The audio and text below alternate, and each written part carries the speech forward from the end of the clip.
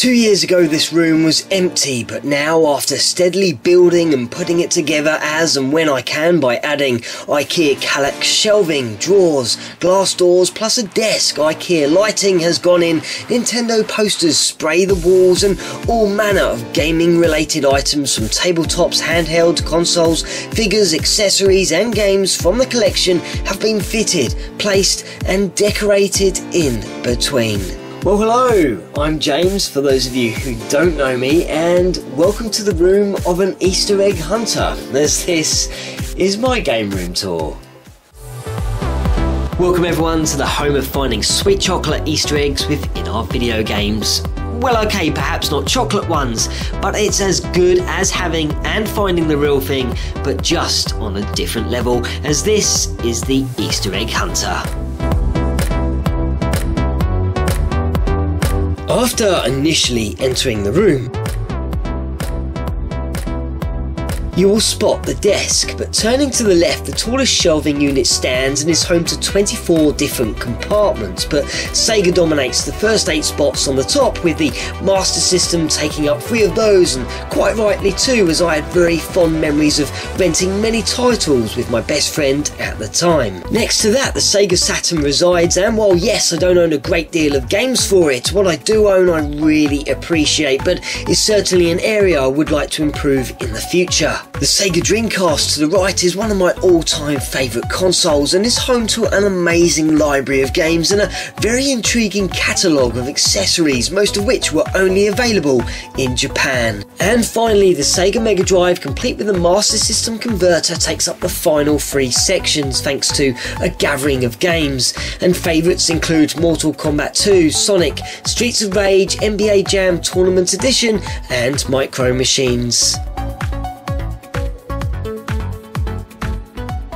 Below and to the left, 2 glass doors enclose a concoction of items like handhelds ranging from the Game Gear to Atari's Lynx, the Gamecom, various Game Boys from the original, several colours and 2 Game Boy Advance. There are Nintendo Game & Watches, a Pokemon Mini and quite a few early 80s titles.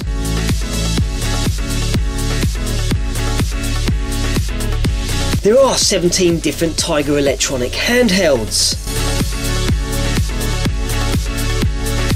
My DS range with original DS, DS Lite, DSi, 3DS and the all-new Nintendo 3DS XL, which are normally covered by free Nelsonic Nintendo wristwatches including Star Fox, Mario Bros. 3 and Donkey Kong, plus an array of Nintendo figures I've collected over the years.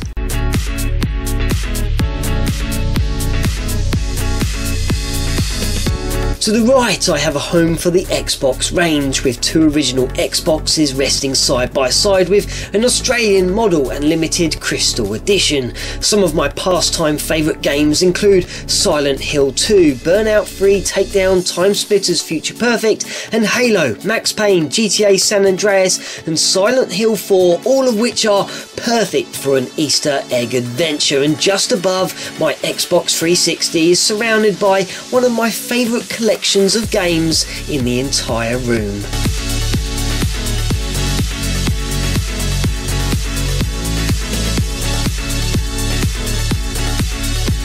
On the right there are 2 more glass doors that tuck away some of the best pieces in the collection, starting with the 4 Nintendo 64 colours of Smoke Grey, Jungle Green, Ice Blue and Grape Purple. There is also a Star Wing competition cartridge, an Ocarina from the Ocarina of Time on the 3DS, my US N64 box game collection, 2 Game Boy cameras, a Game Boy Game Genie and the iQ console, which was only ever released in China. Oh, and 2 Mario Artist titles to be used with the Nintendo 64 DD attachment.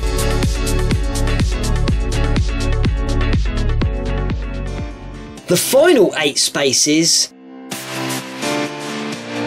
are home to all sorts, including many retro gaming volumes, Nintendo magazines, where the very first edition of the UK's Nintendo magazine system rests sporting reviews of Super Mario Kart, Lethal Weapon and many other Super Nintendo, NES and Game Boy titles. While all the other shelves, bar the one that is home to a JVC Videosphere CRT TV based on a space helmet and thought to have been inspired by the film 2001 A Space Odyssey, sports gaming accessories including a range of light guns,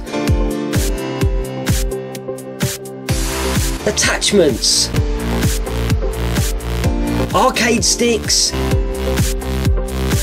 and some of the more interesting ones include the Dreamcast camera, the N64 tilt pack which brings the N64 control pad to life with motion controls, and the TriStar, also known as the Super 8, which allows us to play Japanese Famicom games and European and US NES games and Super Nintendo titles within my Super Nintendo.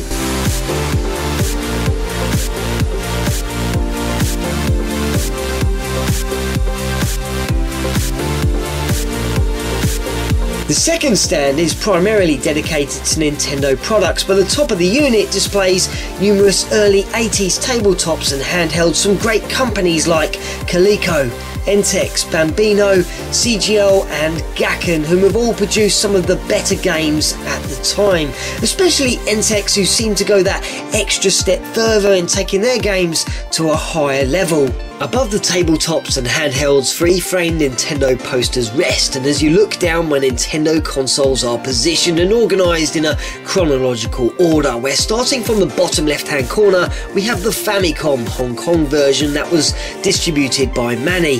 The NES is above with my buddy Rob. To the right we have the Super Nintendo, which was my very first Nintendo console. There are two more Nintendo 64s, one of which is an American version, and then we have three GameCubes, a purple, pearl white and the platinum, which was released with the Wind Waker, and on the top shelf there are two Wiis and the Wii U. And resting beyond each of these consoles, I tend to keep my boxed games.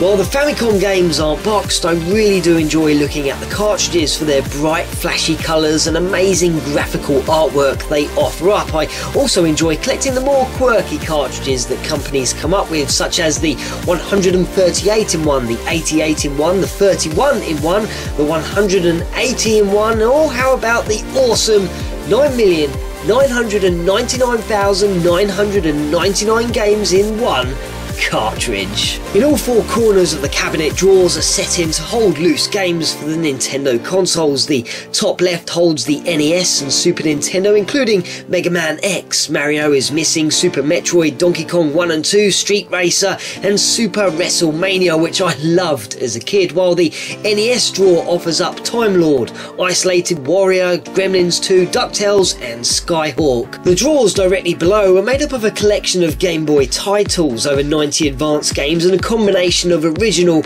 and colour cartridges, and must-haves include Bionic Commando, Double Dragon, Final Fantasy Legend 2, Donkey Kong, Link's Awakening and Super Mario Land, the 6 golden coins.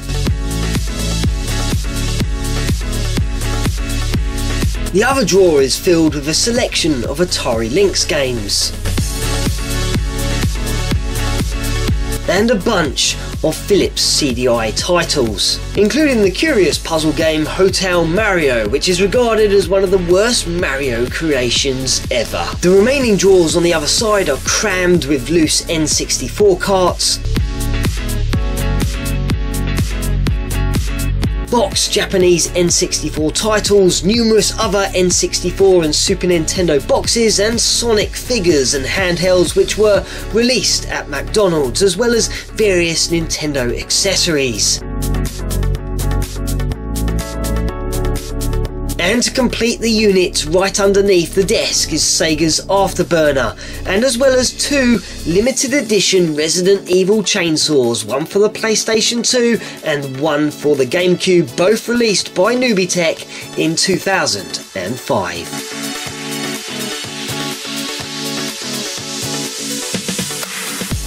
The final unit, which originally sat above the Nintendo consoles, now sits to the right of my desk and is home of the PlayStation 1, PS2 and PS4, and are simply consoles I couldn't recommend enough.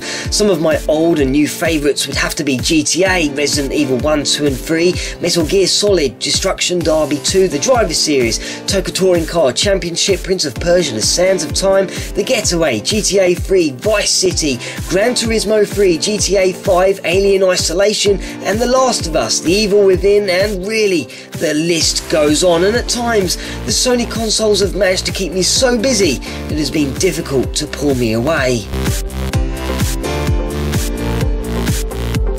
Below, another Mega Drive is positioned on top of the Mega CD attachment, which I really enjoy collecting for.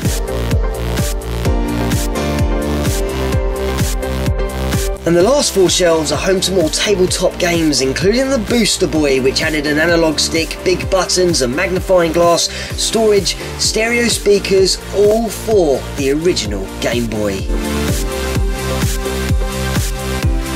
While the books I display are a mixture of guides and reference books and a thesaurus, which is always handy for adding new words to videos, and stop motion books, which I was incredibly honoured to be asked to feature my post-it note creation within it. My desk is obviously where I spend most of my evenings after work, playing games, capturing footage either with the Hauppauge PVR2 or the Elgato gaming device. The TV I use is a 32-inch LED Samsung. I have a Snowball mic, though what you might not actually realise is I actually record my voice on a Sony Handycam. Luigi hangs from my Cube lights. There are 2 Seagate hard drives, both 2 terabytes each, for storing videos and gameplay, and I've just been getting to grips with my new Lenovo Y70 Touch gaming laptop.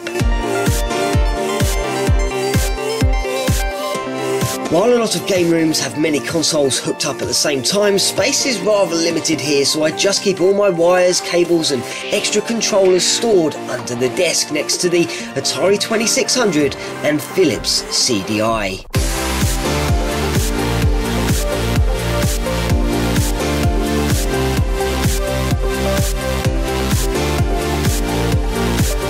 And to wrap up the tour, here's a glimpse of the shelf that I like to call Firsts, where my YouTube award rests. The very first video game I ever played is here. Video Whizball and Adventure, the 2 earliest of Easter eggs, sit. My first caricature drawn by Jace's Faces lurks in the back. My first tabletop is also positioned, and here's a few other cool items I have bought and been sent over the years.